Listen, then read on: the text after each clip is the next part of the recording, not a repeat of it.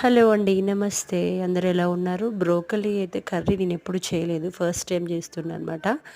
అంటే బ్రోకలీని డైరెక్ట్‌గా సలాడ్స్ అట్లా చేసుకోవడం తెలుసు కానీ, కర్రీ అయితే నేనెప్పుడు చేయలేదు. బట్ ఆనియన్స్, పచ్చిమిర్చి కొంచెం జీలకర్ర, కసూరి మేతి వేశాను. తాలింపులో వేసేసి ఆనియన్స్ ఇవన్నీ ఫ్రై అయిన తర్వాత యాజ్ ఇట్ ఈస్ మన కర్రీ లాగానే జింజర్ గార్లిక్ పేస్ట్ ఇంకా కొంచెం పసుపు వేసుకున్నాను. అది మగ్గిన తర్వాత బ్రోకలీ మంచిగా తీసేసుకొని మంచిగా వాష్ చేసుకున్నాననమాట. దాన్ని కూడా ఫ్రై చేశాను. చక్కగా ఫ్రై అయిన తర్వాత కొంచెం వాటర్ అంతా ఎగిరిపోతుంది కదా!